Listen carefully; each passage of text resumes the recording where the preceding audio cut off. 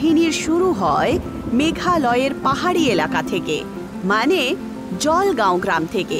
এই জায়গার বিশেষত্ব এটা ছিল যে এখানে সারা বছর বৃষ্টি হয়। এখানকার লোকেরা খুবই ভালোবেসে খেতিবাড়ি করে আর নিজের বাচ্চাদের সাথে সুখী জীবন কাটায়। বাহ ভাই বাহ, এই বছরেও আমরা আমাদের কাজের কিন্তু বেশ ভালো দাম পেয়েছি। দেখো কমলা, যখন বিট্টু শহর থেকে বাড়ি ফিরবে না, ওকে একটা নতুন বাইক কিনে দেবো আমি। নিশ্চয়, দেখো আমার লাল্লা তো খুবই খুশি হবে। জানি না সে কতদিন ধরে বাইক চাইছিল। তা তুমি ঠিকই বলেছো গো, আমাদের ছেলে বিট্টু খুব বুদ্ধিমান ছেলে, তাই না? ও আজ পর্যন্ত আমাদের কাছ থেকে কখনো জিনিস চায়নি। সবসময় পড়াশোনা করে ও নিজের দমে স্কলারশিপ অর্জন করেছে, তারপর শহরে পড়তে গিয়েছে। আজকে দেখো, আমি আমার ঋণের প্রায় শেষ কিস্তিটা চুকিয়ে যে সামান্য কিছু পয়সা বাঁচবে সেটা দিয়ে আমি ওর জন্য একটা বাইক কিনে দেবো।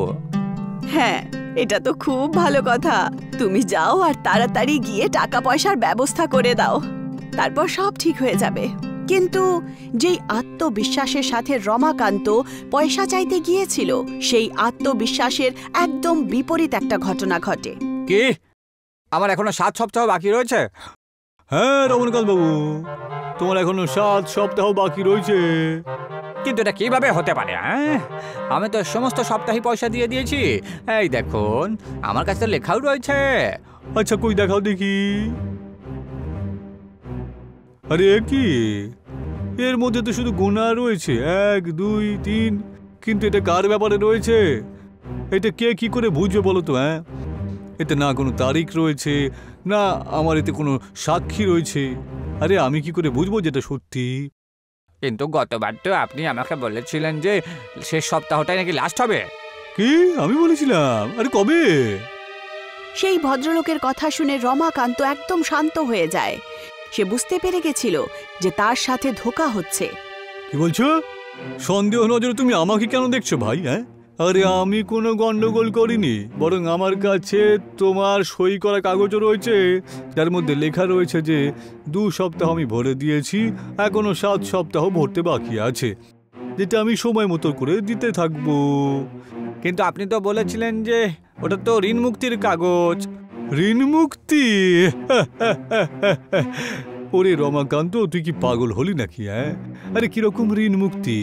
শোনো, আমার মনে হচ্ছে তুমি পাগল হয়ে গেছো। আর যখন এই কাগজের কথা বলছো, তাহলে আমি তোমাকে বলেছিলাম না যে একবার এটা পড়ে নিও? কিন্তু তুমি তো একদম অশিক্ষিত লোক, তাই না? আমার উপর বিশ্বাস করে তুমি তার উপরে সাইন তো করে দিল, আর এখন তুমি আমাকে মিথ্যে প্রমাণ করার চেষ্টা করছো, তাই না? এটা কিন্তু ঠিক নয় রমাকান্ত। এবার যাও তো এখান থেকে, আর পরের সপ্তাহে যে পয়সাটা দিতে হবে তখন তুমি চলে এসো, ঠিক আছে? যাও। ওনার কথা শোনার পর রমাকান্ত একেবারে ঘাবড়িয়ে যায়। উনি বুঝতে পেরে যান যে তার অশিক্ষিত হওয়ার সেই লোকটা পুরো লাভ উঠিয়েছে, কিন্তু এখন সে কিছুই করতে পারবে না। আরে রে, এটা তুমি কি বলছো গো? উনি বললেন যে এখনো 7 সপ্তাহ বাকি আছে, কিন্তু সেটা কি করে সম্ভব? আমরা তো সমস্ত সপ্তাহে টাকা দিয়েছি গো, তারপর এইসব। আমাদেরকে ঠকানো হয়েছে কমলা। ওই জমিদার আমাদেরকে ঠকিয়েছে, জানো? আমাদের সরল হওয়ার লাভ নিয়েছে সে, জানো? সব শেষ হয়ে গেছে। এখন আমি বিট্টুর জন্য কিচ্ছু করতে পারবো না, কিচ্ছু না। বেচারা রমাকান্ত এই মিথ্যে অপবাদের কারণে পুরোপুরিভাবে ভেঙে পড়েছিল। সে নিজের ছেলের জন্য কিছু একটা করতে চাইছিল, কিন্তু তার স্বপ্ন পুরোপুরিভাবে ভেঙে যায়। এখন সে দিন রাত এই ঋণের কারণেই অস্থির থাকত।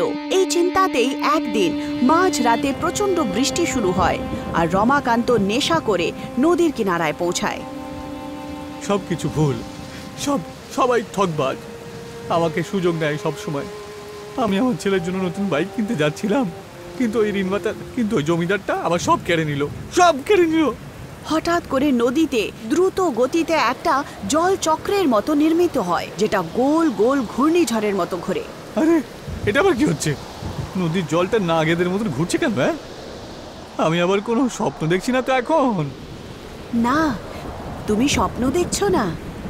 আরে এ কি, এই গলাটা কোত্থেকে এলো? আমার কি কানও কালা হয়ে গেছে নাকি? না না, সেরকম তো কোনো কিছু হয়নি। আরে তাহলে কে? আরে যে তুমি আমার সামনে এসো না বাবা, সামনে এসো। তক্ষুনি জলের জলচক্র একটা বেলুনের মতো ফেটে যায় আর রমাকান্তের জ্ঞান ফেরে। সে দেখতে পায় যে তার সামনে একটা বিশাল নৌকো দাঁড়িয়ে আছে। আরে এটা আবার কি? আরে তুমি আবার কে? আমি একটা স্বাক্ষর পড়ি যে নিজের জাদুই নৌকোর স্কুলে লোকেদেরকে লেখাপড়া শেখাই যাতে তাদের ভালো হয়। কি নৌকোর স্কুল? হ্যাঁ, তাহলে যাও গিয়ে বাচ্চাদের পড়াশোনা করাও। আমায় কেন বিরক্ত করছো? যাতে তুমিও আমার এই জাদুই নৌকোর ভেতরে তাড়াতাড়ি লেখাপড়া শিখতে পারো আর সেই লোকটাকে ভালো শিক্ষা দিতে পারো। তুমি কি করে জানলে ওই জমিদারের ব্যাপারে?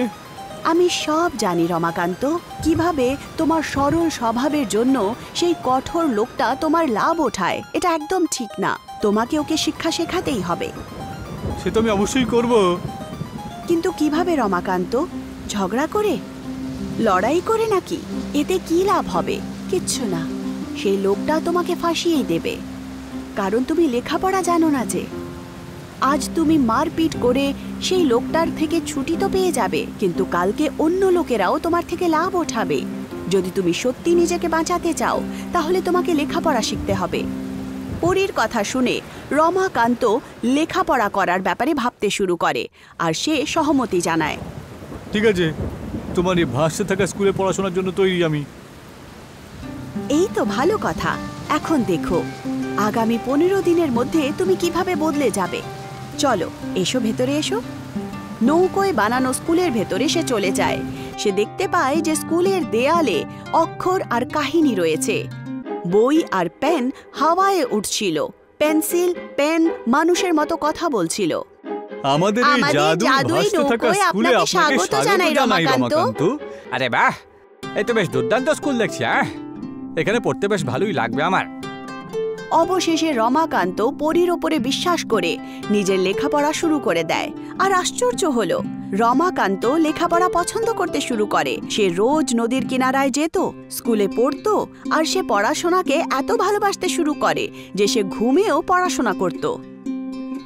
আকাশের রং হচ্ছে নীল, তাই তো? আর আমাদের প্রিয় জিনিস হলো জল। আরে কি বলছো গো? ঘুমে জল, আকাশ, এইসব কি বলছো? রমাকান্তের মাথায় উঠে যাওয়া পড়াশোনার ভূত সবাইকে আশ্চর্য করছিল।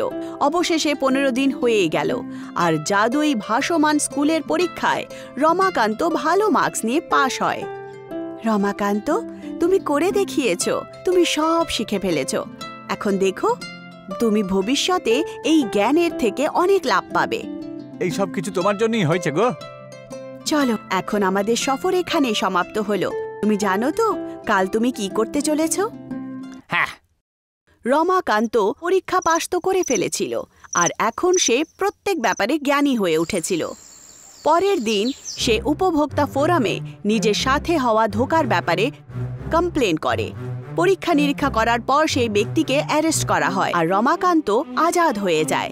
এইটুকুই নয়, সেই লোকটাকে দণ্ড হিসেবে রমাকান্তকে 50,000 টাকাও ফেরত দিতে হয়, যা দিয়ে রমাকান্ত বিট্টুর জন্য একটা বাইক কিনতে পেরেছিল। বাহ গো বাহ, এটা তো চমৎকার হয়ে গেল। এই কামালটা আমার নয় গো, আমাদের গ্রামে বৃষ্টিতে ভাসতে থাকা যে স্কুলটা আছে না তার। কি? অবশেষে রমাকান্ত কমলা আর গ্রামবাসীদেরকে ভাসমান স্কুলের ব্যাপারে বলে দেয় আর তারপর সবাই এক এক করে সেই স্কুলে দাখিলা নেয়। কিছুক্ষণের মধ্যেই পুরো গ্রাম স্বাক্ষর হয়ে ওঠে। শিক্ষার কোনো বয়স হয় না। যদি মনে শিক্ষার উৎসাহ থাকে তাহলে বৃষ্টি, নৌকো আর অন্ধকারও আলো হয়ে ওঠে। জ্ঞান সেটাই যেটা বিতরণ করা যায় আর পরিবর্তন সেটাই যেখানে স্বপ্ন বয়স দিয়ে মাপা হয় না।